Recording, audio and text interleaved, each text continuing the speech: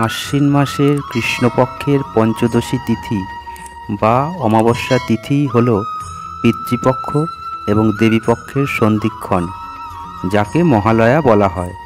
এর মাধ্যমে দুর্গাপূজা উৎসবের সূচনা হয়।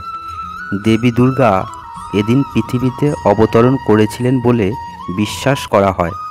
মহালয়ার দিন ভোরে মহিষাসুর মর্দিনী নামে পরিচিত যে গান এবং মন্ত্রগুলো শোনা যায়, সেগুলি আসলে দেবী দুর্গার জন্ম এবং অসুর রাজা মহিষাসুরের উপর দেবীর চূড়ান্ত বিজয়ের বর্ণনা দেয়।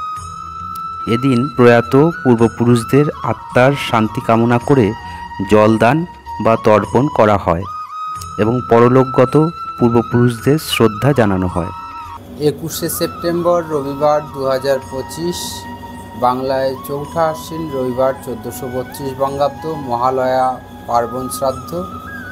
অমাবস্যা তিথি শুরু হবে পূর্বদিন অর্থাৎ 20শে সেপ্টেম্বর শনিবার রাত্রি 11:54 পর থেকে এবং অমাবস্যা তিথি সমাপ্ত হবে 21শে সেপ্টেম্বর রবিবার রাত্রি 12:25।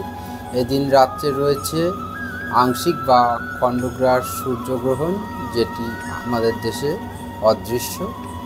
আংশিক বা খণ্ডগ্রাস সূর্যগ্রহণ, এই গ্রহণ ভারত ও বাংলাদেশ থেকে অদৃশ্য। এই গ্রহণ দৃশ্যমান হবে নিউজিল্যান্ড, মেলানেশিয়ার পূর্বাংশে, পলিনেশিয়ার দক্ষিণাংশে এবং আন্টার্কটিকার পশ্চিমাংশে।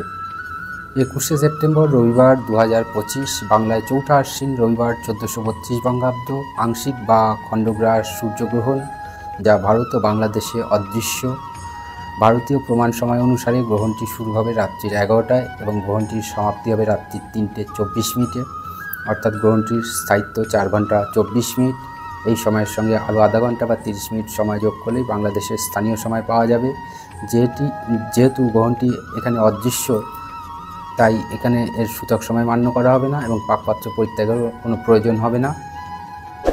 পরবর্তী সময় আপনাদের সাথে আবারও দেখা হবে। ততক্ষণ পর্যন্ত আপনারা খুব ভালো থাকুন, আনন্দ থাকুন। সৃষ্টিকর্তার কাছে আমার এটাই প্রার্থনা।